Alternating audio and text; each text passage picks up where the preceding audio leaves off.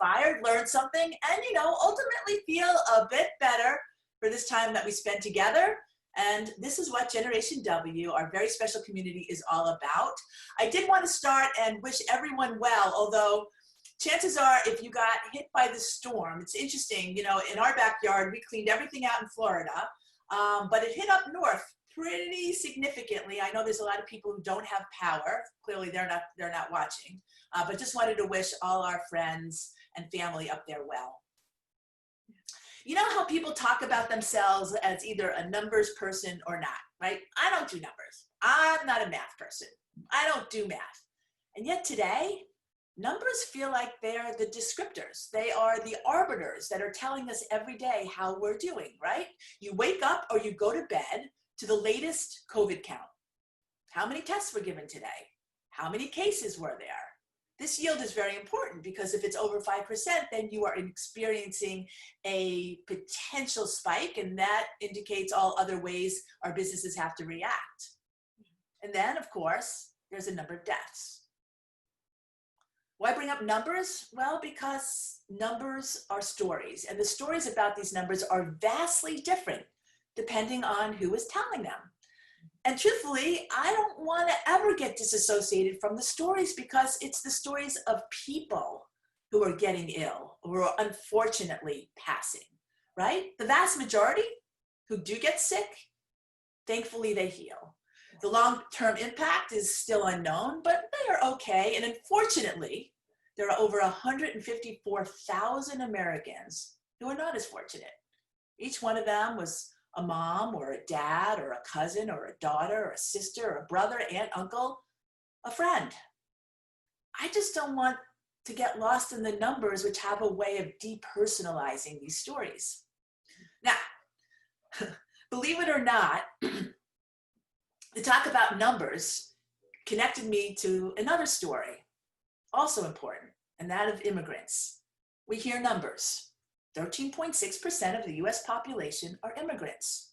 Well, what does that translate into? Actually, interestingly, 1 in 7 US residents are foreign born.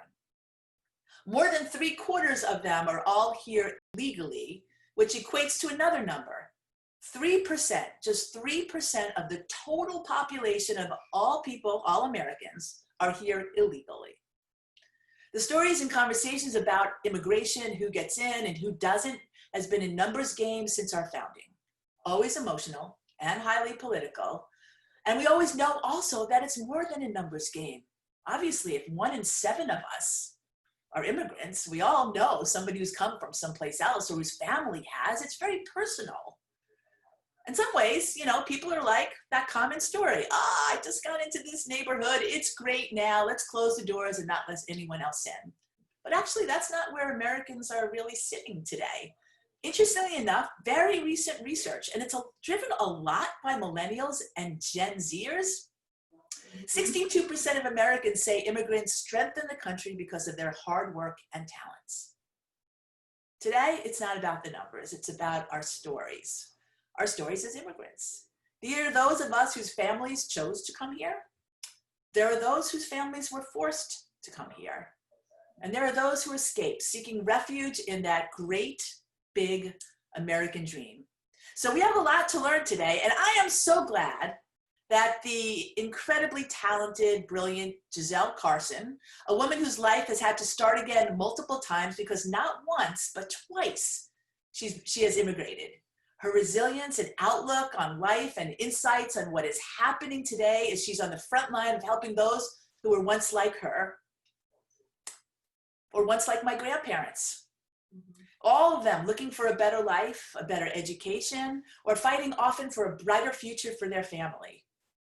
And let me just say this, because Giselle, you'll see, she'll have a lot of advice for us and tips on starting our life again, a great deal of resilience. At the end of our show, we'll be bringing back the very positive Deb Levy, where we'll be again reviewing our character strengths by popular demand of our Gen W audience to see again how we can approach all of this in a positive light. So without further ado, Giselle, hola, how are you today? Hola, Donna, and hola, Donna and Gen W team. First, I have to say you guys are amazing. This is actually my first Facebook Live and Facebook Live, yes. Yes, and, yes, yes. like I had to think about it. And I'm doing it with you all, so yay, this is awesome. Thank you for the opportunity. I'm thrilled to be here. And almost you had me in tears for a second there at the beginning of the show. And I'm like, no, I cannot begin crying. So just settle. This is an uplifting story. Oh, tell me. Oh, no. Share with us your emotion. What? Tell us. You know, and it's an emotion that I almost feel every day these days, just because of what I have lived and how I feel. Thankfully, in a way, I have the opportunity to know personally where my clients are at. And you started mentioning, you know, I was born in Cuba, left Cuba when I was 15 years old, not by choice. My parents, unbeknownst to me, for several years had planned then they were going to leave. They were going to leave the country whenever they got an opportunity, and that opportunity arose in 1983. And that's when I was 15 years old. Yeah. Oh my gosh. So that's another, that brings also memories and the tears. That was very soon after we arrived in Canada. My parents, my mom, my dad, myself at 15 years old. Well, tell me that you're going to tell us that you thought you were going on vacation, though, right? Absolutely. I thought I was going, as a quinceañera, I was going to Czechoslovakia for a week and 2 weeks, coming back to my home country, back to my home, back to my friends. To this day, that's the door that I need to close. I have not been back to my home country. I have not been back to my home. Who knows what happened to all of my stuff. We step off the plane in Canada, and my parents, my mom, the most courageous one of them all, went to a lady at one of the boutique shops in the airport and said, you know, we want to request asylum. What do we need to do? And here I am just kind of walking around the store, you know, seeing things that I had never seen in my life. At that airport, for the first time in my life, I tasted an apple, and literally I told my father, how do I eat this? Because I had no idea what to do with an apple. I had never seen one before. I wasn't sure if I could peel it or if I could bite on it or whatever, but they had handed it to us. Anyway, my parents requested asylum. We were taken in by CBP Canada, so Secure Border Patrol in Canada. And my mom said, we have problems with our passports. We're going to stay here for a few days and then we'll get back on the plane. And, you know, our staff, everything done, I stayed in the plane. I had nothing, absolutely nothing, except for what I had on and a little bag that I had, you know, when I got off the plane. My mom then started looking for apartments and, you know, going to social services offices to try to find a job. And so I started to think, wait a minute, this is starting to look a little bit more permanent than just, you know, a few days here. Soon to find out, we were there to stay, and that's what they had planned. I then, my courage at that time was, okay, Mom, that's great. You stay. I'm going to the Cuban embassy and I'm going to tell them to take me back. I'm not staying here, because my brain was so full of things that are negative about anything but Cuba. Cuba was the ideal place in the world, and that's all I knew. So anyway, I eventually came around, you know, restarted my life, but all through a lot of work and a lot of, you know, I studied during the day. I helped my parents clean apartments and clean, you know, business offices in the evening, everything to just get our lives restarted. And worked really, really hard and went through the immigration process in Canada. And I know personally, I know it's full of struggles. It's not easy. And then I did that again in the United States. Came in on a work visa, then became a green card holder, naturalized citizen. And as we go through the changes in immigration that we're going through today, I have clients that call me almost every day, I just saw this in the news. How is that going to affect me? I just saw this in the news. How is it going to affect me?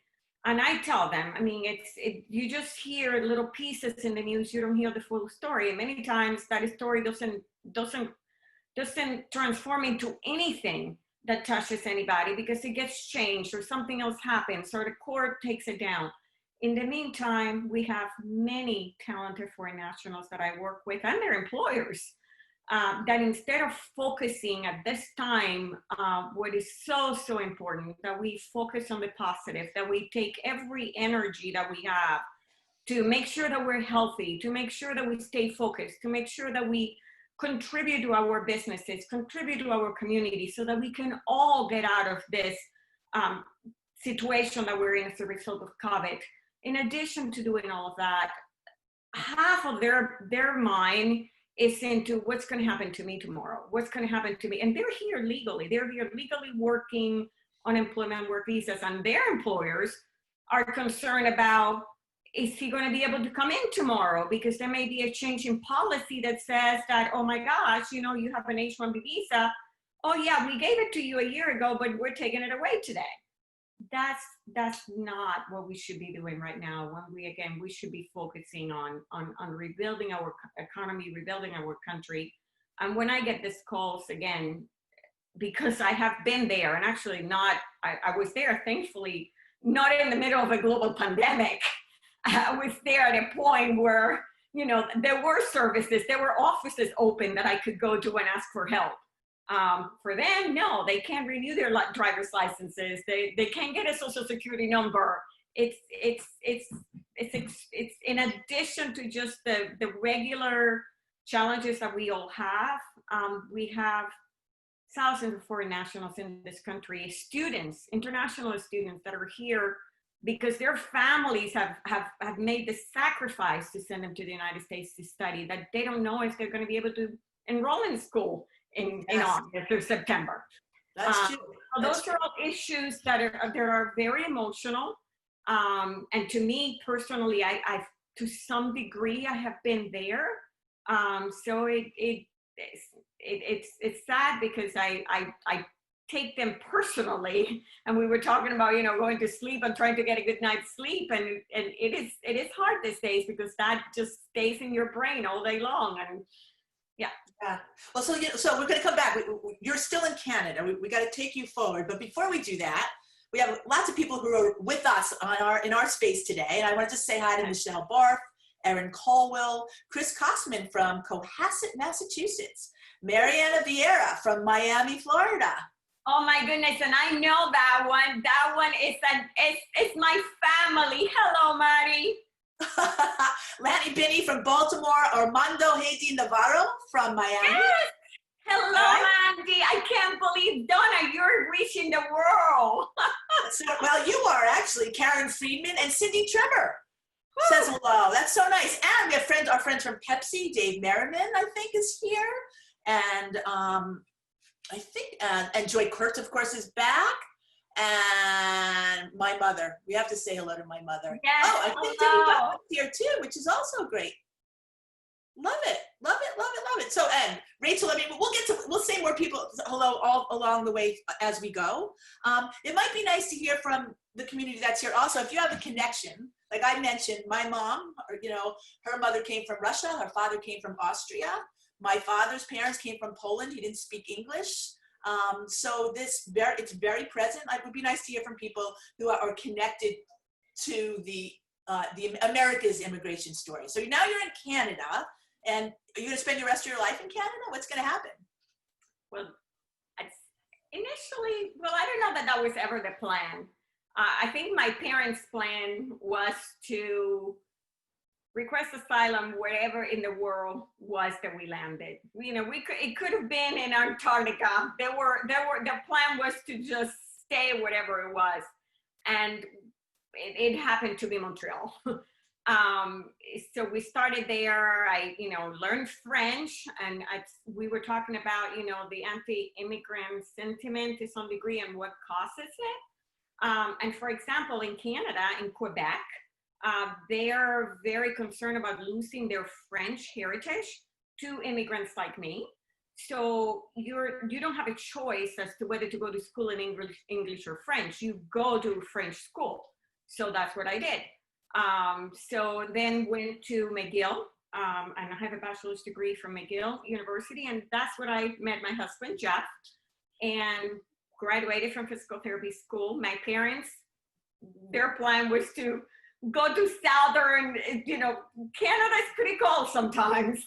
So they immigrated. My grandmother learned the civic test. I don't know, she must have been 65 years old, or she literally learned English so that she could pass the civic test and go to the naturalization interview so that she could sponsor my parents. So they came through the sponsorship of my grandmother, started working in the United States. I stayed behind because I was married to, now I couldn't be a dependent. Started my life there. And again, my heritage kept on calling me, and thankfully Jeff didn't mind Florida and the awesome place that we live in Northeast Florida. So we decided to move here. But that also created a whole set of challenges, start life again. And I almost sent you the picture. I just couldn't find it. I think Jeff has it in his portfolio of stuff. We literally had a red little truck and a U-Haul, the smallest U-Haul trailer there was. And that was all of our possessions. That's how we came into the United States, almost like I went into Canada. Now I had, a year, not a year, but a history of having done this already in one country. So doing it here was a little easier. I had an education and it was easier, but the immigration process is still there. And, went through that. And as I was going through the immigration process in the United States, and working as a physical therapist, I decided, I want to keep growing. And what else can I do to grow and continue to contribute and help and use my own experiences to help others? And that's how I decided, well, I don't like numbers. I tried that. I literally started an MBA and I was like, this is not for me. So law school became a choice, and I decided to go to law school and, graduated with a, that's us. When I graduated from law school, my parents again and Jeff. So that's another step in my career, in my path. And once I started practicing law, I decided that I wanted to be an immigration attorney and use my skills, my personal skills and not my legal knowledge, to help others. And as part of that niche of immigration, I came in as a business immigration or business immigrant in a way. I was sponsored by the employer, and so that's what I do today. I focus on helping employers hire, retain foreign talent, and give them the peace of mind that despite all the complexities, that they see the value of talent, they see the value of diversity in their teams, they see the generational changes that are happening all over the world, and they understand the need not to replace their workforce with foreign nationals. That wouldn't be smart. But they sprinkle them with that influx of innovation that we all need. And that's what I help our clients to do today. Well, let me just say that Leslie Boothman, Toke, says you helped her with her U.S. naturalization 9 years ago, and she's forever grateful. Oh my goodness. Donna, you have people in this show today this is I only have one person, and that's you, but it is all of us. So listen, there are a couple of things I've heard you say I'd love to ask you a question about. The first thing that struck me, I don't know about anybody else, but here you are, you're a 15-year-old girl, and you arrive in a country, and you don't even know how to eat an apple. This is not judgment. And I think about all the young girls we work with, Generation Wow through the schools. So many of them are from immigrant families. Many of them are first generation. I think of my dad. And interestingly enough, taking into that culture shock and it's with you to this day. Obviously, you've adapted, whatever, but the idea of coming to a new place and having to re-see the world in a Generation W theme, we're talking about seeing. Yeah, it's interesting. And the way you said it just made me feel about how much that becomes a lifelong part of who you are. Yeah, no, absolutely. And one of the things that you do, Donna and Gen W, you allow girls to see things that probably they wouldn't be able to see in their environment. And until I saw that apple, I mean, I didn't know what an apple was. I didn't know that I could eat an apple. For you, you're opening doors to girls to have exposure to careers and opportunities that without the opportunity that Gen W provides, they wouldn't even know that there was an apple. They wouldn't even know, well, I could be a teacher, I could be a lawyer, I could be a dentist, I could be an engineer, I could be an architect. And just being able to see others that have accomplished those goals, it elevates your opportunities tremendously. An example I'm going to tell you right now, for me, you know, I'm at a point in my career. Last year was a phenomenal year for me, and probably for many of us. I mean, the economy was doing great. I mean, there was this sense of euphoria, like this is going to, and we all believe this is just going to go on forever. But we know that that's not life. Life is not happy all the time. It's 50-50. And it's only because it's 50-50 that we can really appreciate happiness. Because if we're all happy all the time, well, then what's the, you know, that's all we know. But we go up and down just like a hurricane, just like a storm. And there is this sunshine after all of this. So for me, I'm at a transition point right now where I've grown to this certain point, and the world that we live in today requires us to continuously evolve, to continuously change, to continuously adapt. So I am rethinking, okay, what's next in my life, in my career? Many immigration attorneys are saying, I'm done. I'm not doing this anymore. This is just, it's crazy. I actually am taking a different approach and saying, no, they need people like me that have the courage and determination to help, because we need immigrants in this country. We need talent. We need the innovation. So I've decided to become a Florida Bar Certified Immigration Attorney. There's a handful of them. There's not many.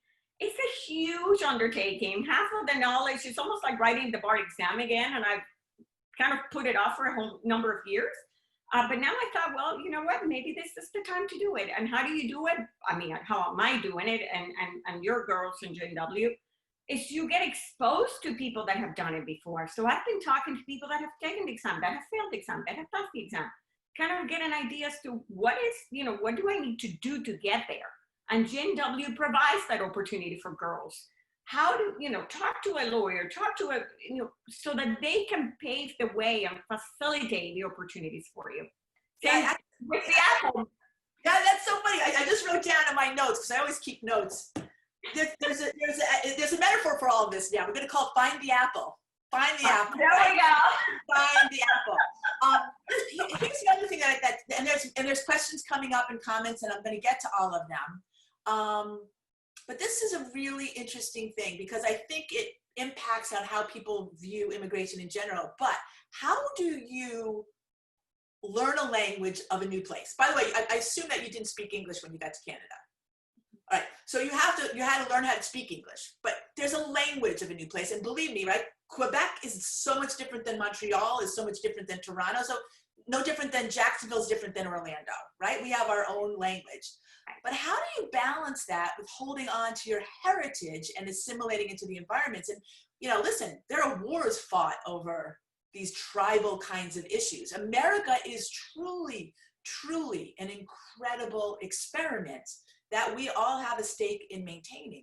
But from your perspective, because you've not done this once, you've done this twice. I often think that Canada is America. Like, that's an insult. We are two very different countries. Absolutely. I would agree with that. So there are so many facets to that. One is, learning the language. then learning the culture, then not forgetting your own culture and your own roots. And Maddie and Mandy, which are on the call, will know for sure that my mom and my aunt are constantly telling me, they speak to me in Spanish, even though I respond in English, but they forced me to speak Spanish, and I'm grateful to them. For a while there, I was not very happy. I was like, come on, this is a lot quicker for me in English now.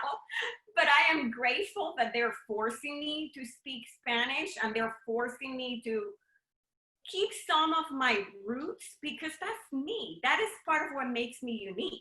But in an effort, and for me and for many other foreign nationals, in an effort to assimilate into, and like all of us, we all want to be, not all of us, some of us want to be extremely unique, and then we want to be different from everybody else, but we want to belong. We want to belong to a tribe. And many times to belong to the tribe is assimilating the culture, or speaking the language, looking the part, and that takes, it's a struggle. Beginning with just the language. I mean, in French, in fact, was easier for me to learn than English, just because it's more, has more of a Latin root, and I learn in many ways both, actually watching kids movies, because the terminology, I mean, the language is simpler, and I could relate, I could hear and understand. So for anyone learning a language, that's a tool. Read kids books, watch kids movies, in whatever language you're trying to learn. It helps. But right. But it's a struggle. It's a struggle to, yeah. For sure. So here, Joy says, my father immigrated through Canada from Russia to the US. Most of the rest of his family stayed in Canada. Now it's interesting, Joy, my grandfather, he also came to Canada and then ultimately made it to the US, and he came from Poland. So, it's interesting, Canada has taken the #1 place as in the world, right, as home for refugees and immigrants. It used to be the US. We are no longer #1. We are now #2. Thank goodness for Canada, right? Michelle wants to know, have you ever been able to contact your friends from Cuba? Do you still have friends there? What was that like? Interesting. You kind of have to understand the culture in Cuba.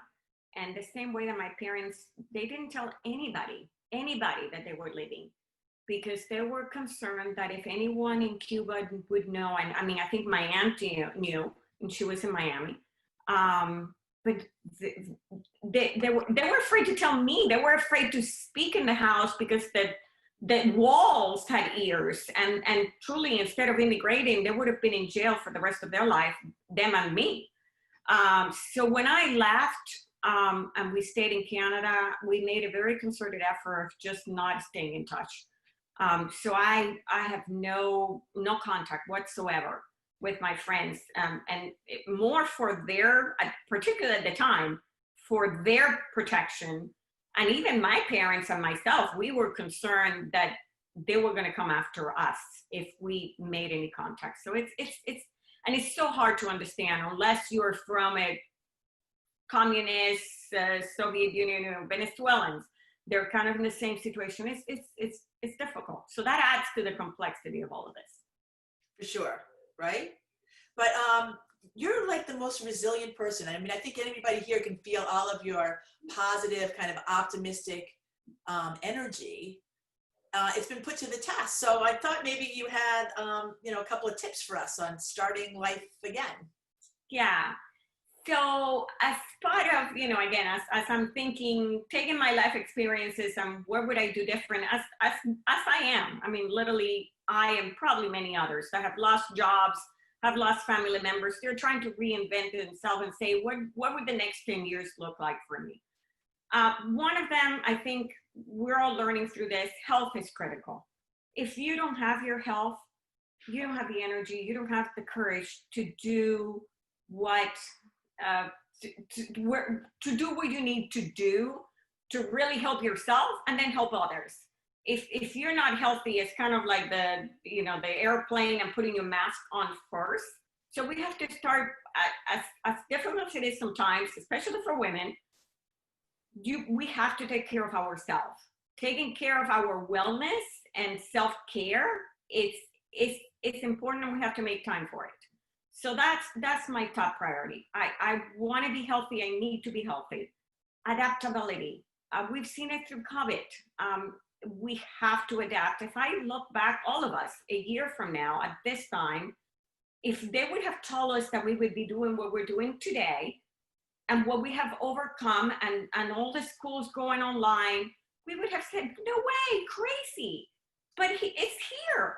So what are the next 6 months going to bring? What are the next, and we have to be open to that adaptability. We have to be open to change. We have to be open to upskilling ourselves for what is next.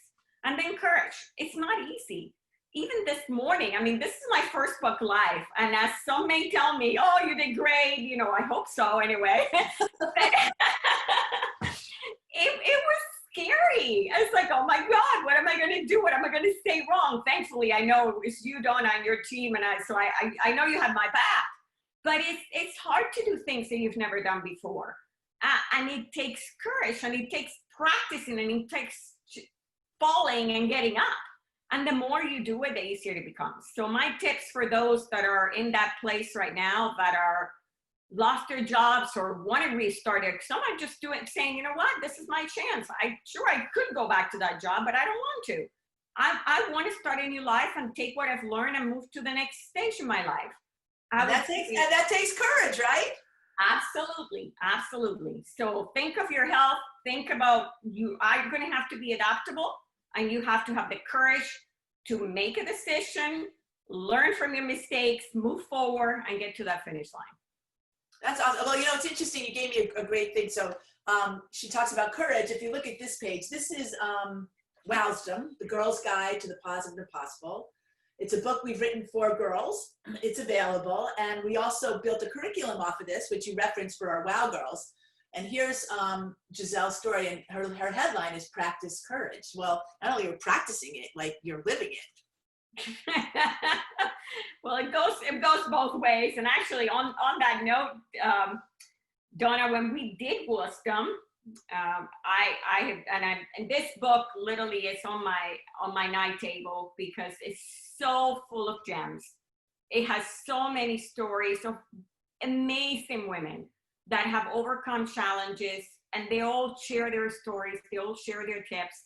And we're not all the same.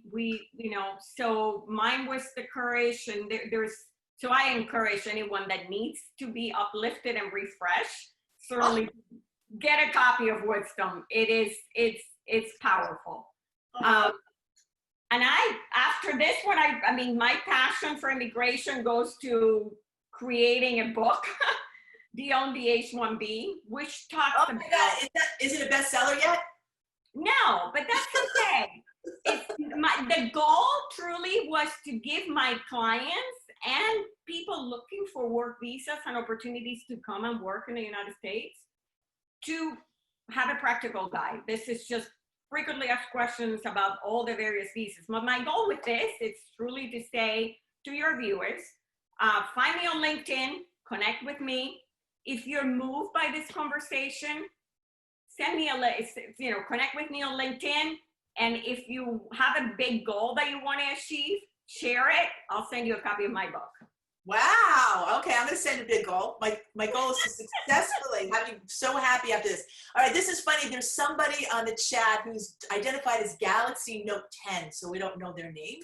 But this is a good question. What do you think is the future of immigrants and immigration, considering the current environment that we're in? Immigration is here to stay. I mean, the United States is a country of immigrants, and we've been here before. I mean, we talked as we prepare for this talk. We've gone through this with the Irish. We've gone through this with the Chinese. Jews. It's right. So, we've been here before to some degree, and thankfully, and I've said this to people about Cuba, doesn't change much. The United States, and that's one of the reasons many of us are here, it's a country of opportunities, it's a country of growth, and we take one step back and hopefully 2 steps forward. And this is the moment where we've maybe taken a step back, and hopefully my hope, and it is where it has to go. Immigration cannot disappear. We're getting older. Our generation or the next generation, we're having less kids. If we want our country to continue to grow, immigration is part of it. So it's here to stay, and I'm here to continue to help those that want to contribute to this country as an immigrant. Well, it's interesting. So what I hear you say there, right, because usually what we hear from the anti-school is immigrants are taking our jobs, our collectively. And yet the numbers, right, that shed light on a big story is if we do not have immigrants, we cannot get the job done.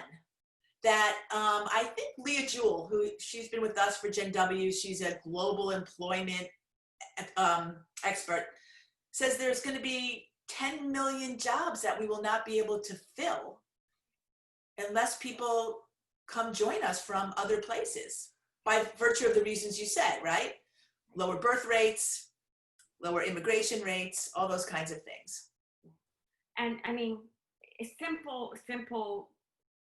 another simple example, 3 tools that we use every day: Google, created by a foreign national; Yahoo, created by a foreign national; PayPal, right, created by a foreign national.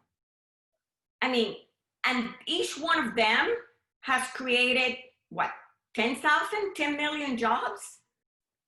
We want them, we need them. Right. I mean, but that is that really is the history of America. I was telling Giselle that last night I went to sleep. It was a long day, lots going on, and I just clicked on Netflix. And usually you'll come up with the series that you're watching, and I'm watching the Untold History of America by Oliver Stone. Fascinating. Oh my God. No, last night came up Immigration Nation, and I looked around. I'm like, is there someone spying me? And of course, in the technological world we live in today, it's not impossible. And I'm like, I guess it was just meant to be. And so I kind of clicked on and started learning a little bit more from this docuseries about what's happening in America today. And it's fascinating. It really is fascinating. But I feel like immigration, and we did a panel, I guess, at Generation W, is a story of love, right? It's a story of people, right? It's a story of people here looking for a better way and to contribute. Yeah. By and large, that is the majority story, and of making us better because we are so different. We all talk about inclusivity and diversity. Right. Isn't that in a large way? I mean, that is the American experiment. We can do it a whole lot better in our bubbling cauldron of all different people. I mean, and I see it, I see it in my work every day. I mean, you see it in your team. My team right now, and the immigrant story, literally I came to Mark's grade, there was no immigration practice. I was the only, and they gave me the opportunity to develop that practice. This is a firm that has been in Jacksonville for 120 years. When I came in, I started practicing litigation because that's what I thought I wanted to do. So again, for the Gen W girls, you may have an idea that you want to do A, but then you're exposed to B, and it's okay to change your mind. Don't do it too often, but that exposure to other things beyond what you think you want to do is good. And so for me, I started there, and I'm grateful to them forever to giving me the opportunity to develop the immigration practice.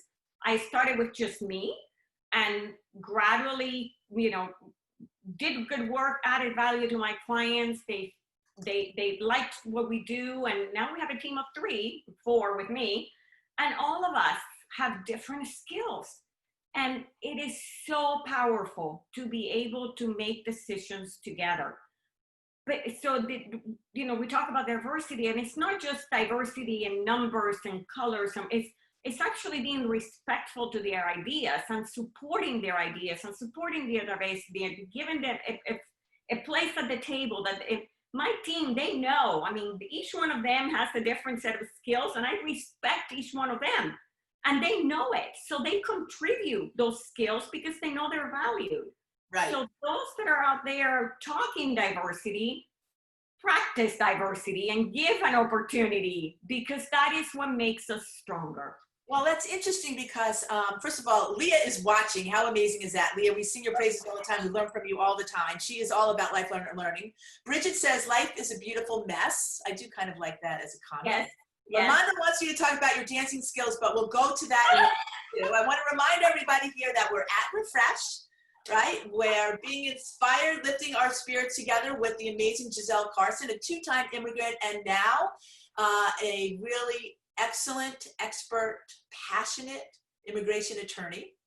We're talking about life, love, and the pursuit of happiness, I suppose. Yes. Chikimva happens to be my sorority sister. I love that she comes and participates. She wants to know, how do you recommend non-immigrants support efforts in communities for awareness and advocacy for immigrants? Absolutely. You know, as an immigrant myself, it's so difficult, especially for me, when I came into Canada where I had no one. I mean, some immigrants come to a place and they have already family, some friends and a community, but many of us have nobody. And just reaching out and giving a hand, asking, you know, offer, just like, don't think of them as an immigrant. Think of them as someone else that you don't know that may need help. And just like that, offer to help, embrace them, bring them into your tribe, and you will be, you would, you know, enlighten their day, their life, because that was so hard for me in Canada. There was no one that I could turn to, and it took so much time to break into the little groups.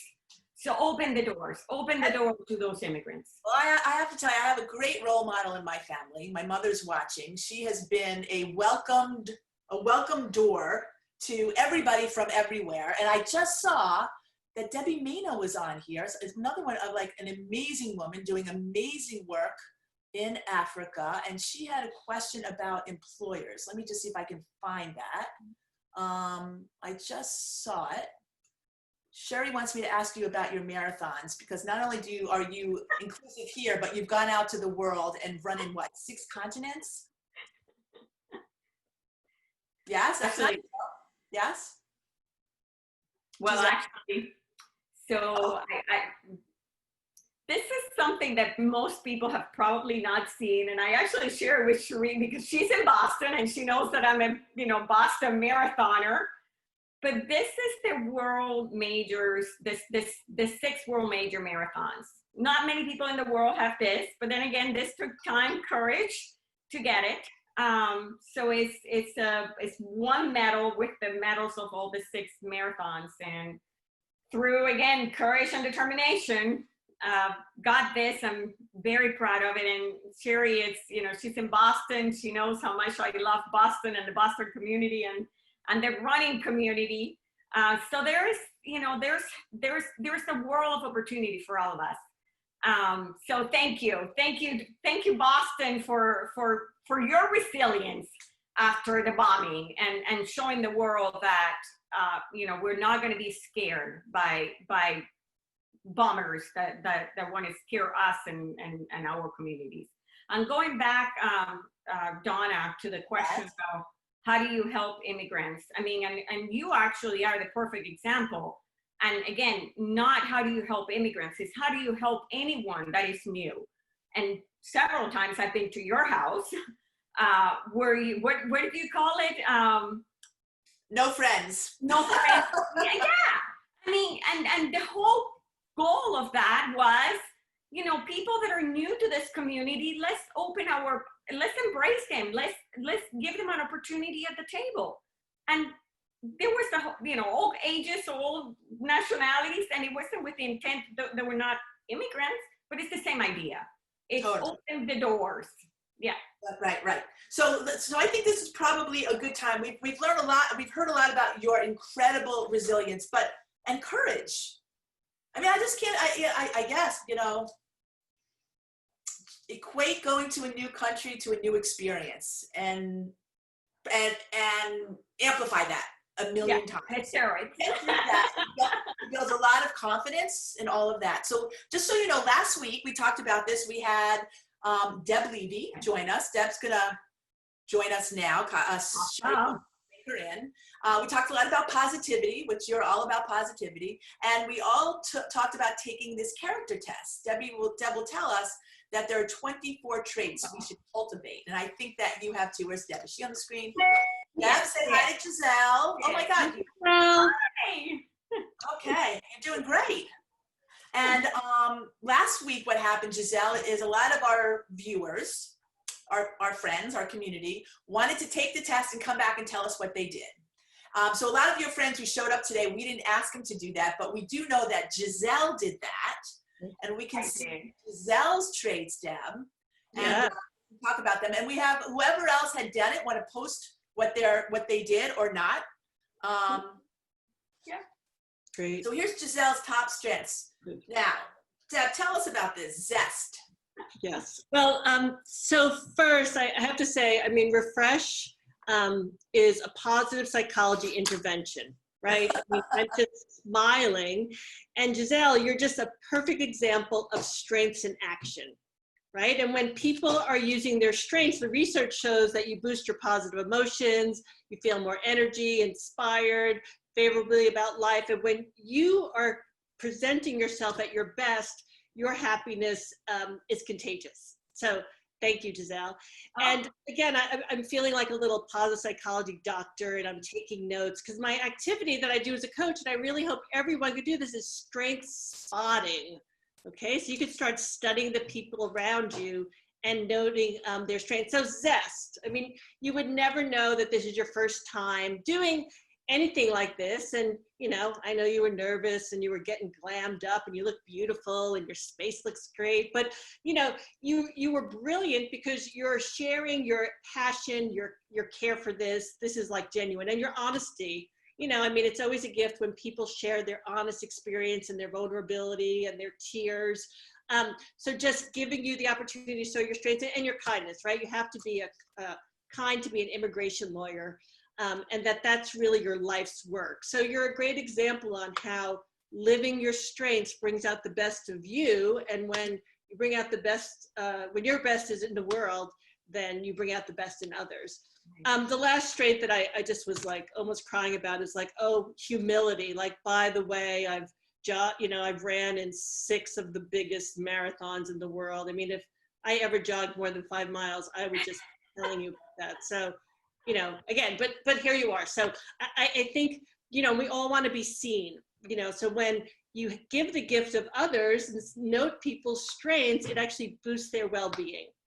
And then the last comment, well, it's probably not the last comment I'll make, but, you know, you said a brilliant line, which was Gen W helps girls see things that they wouldn't see on their own. All right. So seeing your strengths and your experience is really just so powerful. And then from where I sit is helping the young women from Gen W see their own strengths, right? So when we help people see the strengths that they wouldn't see on their own, you know, again, it makes them stronger, more resilient people. And your strengths have helped you be resilient and keep you going and going on and on. It takes work, though. That was the interesting thing. I mean, if I would have taken the test, and I'm sure for some of, you know, your clients, you evolve as we transition and as we experience life. That those results would have probably been a little different, not completely different, but yeah. So it was fun. Thank you for sharing that. Yeah.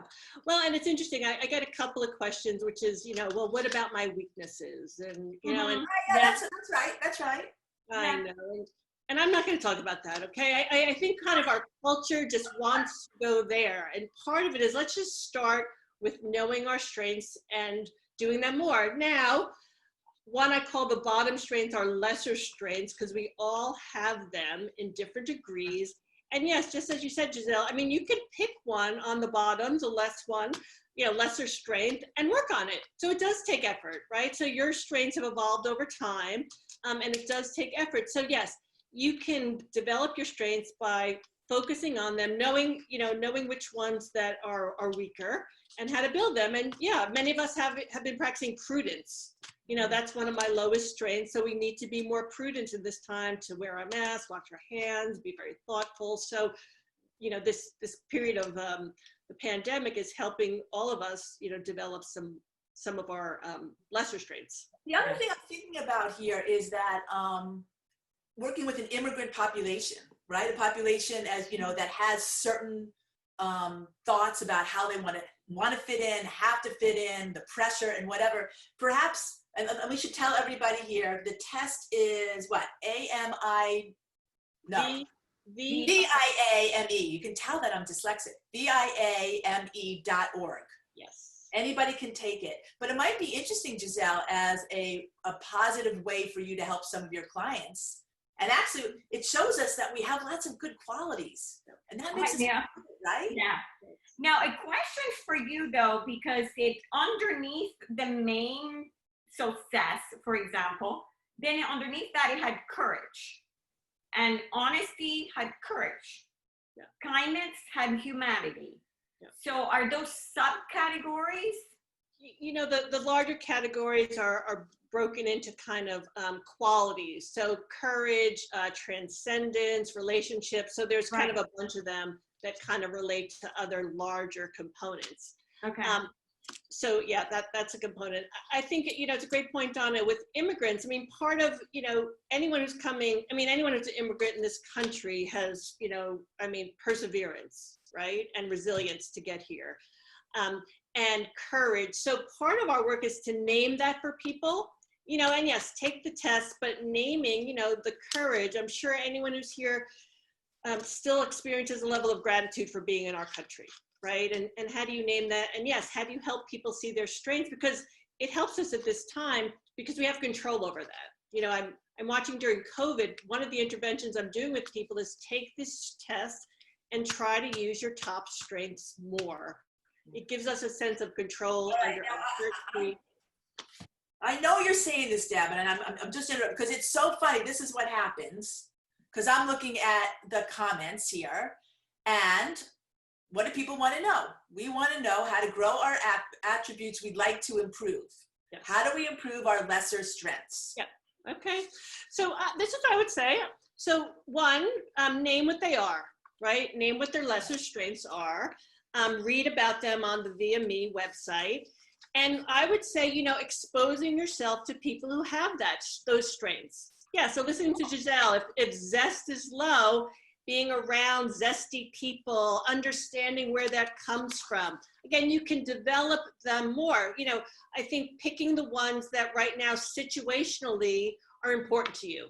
Because if there's a situational strengths that you are needing to use more of your judgment, critical thinking, you're needing to kind of be more strategic. So to pick the ones that are meaningful to you. Goals, the best goals are intrinsic. So it's not just random. I want to have better perspective. So I say pick one, read up about it, talk about it, learn from other people, and think about situations where you can practice that. So I do think it's kind of first learning about it and then practicing and talking to others. Right, but even in Giselle's case, when she said, I'm gonna now become one of the very few bar certified immigration attorneys, she's gone out and has found those attorneys to talk to. Yes, exactly. Here's the other thing I think that's important though, is take whatever strength you're low on and start thinking about where you actually use it. Okay, so I always come up with low on perseverance, self-regulation, and prudence. Now, part of that's kind of how I identify myself, so I think I do bias my answers, but in fact, I actually have those strengths. It takes me more energy to use them. Right? I put in a long day. Oh, I have to rest so much. I've just been resting all week since last refresh. That took a lot out of me, Donna, so I can't. All right, yeah, go ahead. So anyway, I say start noticing how you have that. They're not weaknesses. We have them in lesser degrees. So that's what I would say. Study where you have used them in the past, what conditions helped you, and try to replicate that. That's good. Now, people want to share. So if it's okay with both of you, I'm just going to read off some people's results. Please. So Lisa Morrow sent hers in early. I don't know if Lisa's on today. Her number one was transcendence, courage, humanity, wisdom, justice. Oh, no, I am so sorry. I'm so sorry. That's not it. Number one, top strengths are in pink. Humor is number one. Bravery, kindness, love of learning, and curiosity. Love it. So love of learning and curiosity. She must always be reading and searching and find, you know, that Google is probably her best and her worst friend. So again, having opportunities to use humor, bravery, kindness. Part of what's happening in this pandemic, we're shut in, so we don't have as many opportunities. So it's frustrating, right? It's frustrating. I'm getting, humor's my top one. So if I can make you laugh, I'm like, I feel good. That's just kind of, you know. All right, here's Erin. We just have a few minutes left here. Erin, leadership, kindness, perspective, teamwork, honesty. Love it, love it. Kim got kindness, love, creativity, love of learning, humility. 1, 2, 3, 4, 5. Right. It's interesting. We should probably we should probably take in all the data from this audience and see what this audience really brings together, which actually is what I'm seeing here is reflective, which is kindness. And we get together to be kind, to learn from each other, which we've learned from you today. Giselle, would you like a closing word on your story today and what you'd like to leave us in terms of immigration? My story, and I think the message for all of us is, you know, we've evolved through the last 3-4 months of this year. Many people talk about erasing the year. I don't think that's the right thing to do. I think challenges make us stronger. That's how we move forward. That's how we evolve to who we are today. So let's take those learning experiences and pick a new goal. Think into the future and help yourself first. You can't help others without helping yourself. And then from a solid ground, use the kindness, use the relationships, use the zest for life, use the courage to help you and others move to a better level, to refresh, to elevate. And when we all work together, we can elevate our whole community. This is a country of immigrants. We will continue to be a country of immigrants. All of us in the screen and those that are attending, that's where we came from. And as humans, we've evolved to where we are today. And we just have to, as humans, we have this amazing brain that we just have to continue to use to keep us growing in a positive way. So thank you, Donna, for bringing this community together. You and your team are absolutely amazing. I can say, yay, now I have my first book live checked. And I did it with Donna. I just want to know your incredible passion, Deb. So Giselle, I just really happiness booster just by being around you. So one of my kindness is one of my top strengths, and I think you're right, Donna. There's probably very similar qualities in this community. Is I offer people a complimentary coaching session for people who are interested in coaching and people who are interested in wanting to know ways to use their strengths. So my website is coachingisgood.com, right? Coaching is good. And my email is deb@coachingisgood. So either way, if you go to my website, you can click on schedule an appointment. So you too, Giselle, I would love to talk with you. So we'll connect. I know we're connected. Giselle, Giselle, you also had a, didn't you have a website you want us to go to? Well, I would love for people to connect with me on LinkedIn. I mean, they can find Mark Gray, Giselle Carson, obviously, but LinkedIn is probably the best way. And again, if you want a copy of my book, just not necessarily for the immigration purpose, but that obviously is what it's written for, but more to set a goal, go for it. We'll be better together next year. Without a doubt. And I want to say gracias, Giselle. Gracias, Deb. Thank you so much for both of you coming together today. It's been great. Always inspiring. Giselle, I'm going to take away this idea of finding the apple. There's a beautiful metaphor for all of us in your story about finding what we can't see, but what we can learn from. And so we're going to move that forward. You still have the liberty of the statue of the Lady Liberty picture. I don't know if Sherry has it around still, but that's a green, you know, a look into the future way also to end the conversation. But yes, let's find that apple. It's America, and you know, the apple pie, and here we go. Yeah. Okay, so just so you know, I'm so New York centric. I'm like, oh look, they're in New York, and then I look, no, they're in beautiful Jacksonville. Of course they are. All right, so let me close it out right now because we're out of time. But I want everyone to save the date. Actually, Put it on your calendar. September 11th is when we will gather for this year's Generation W. We have amazing speakers on amazing topics. We will bring the magic. Our hugs will be virtual this year, I'm sorry to say, but it will provide fuel for your spirit and lift your soul.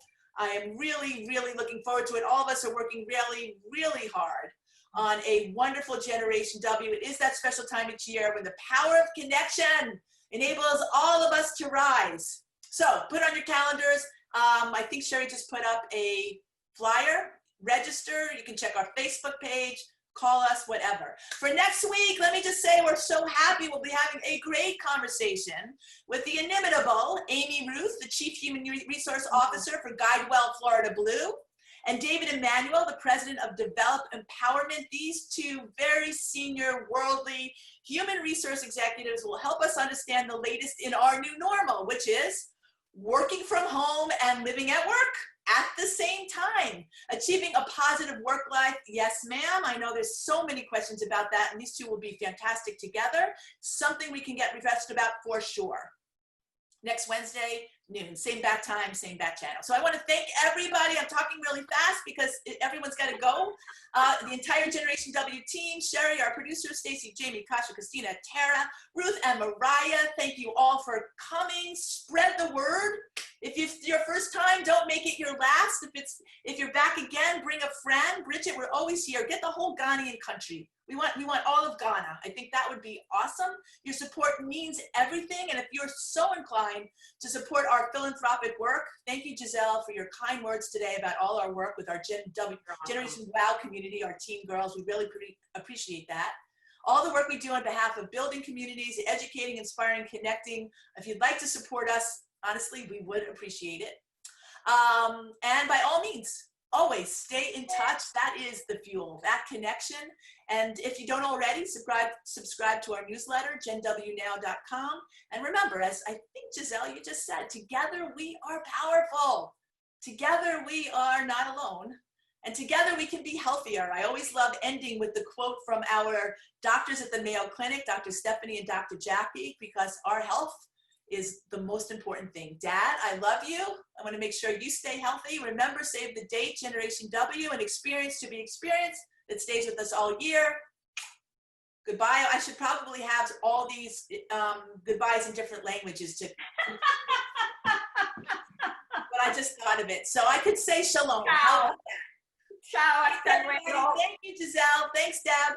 Thank you. Bye. Thanks, everyone. Bye, team.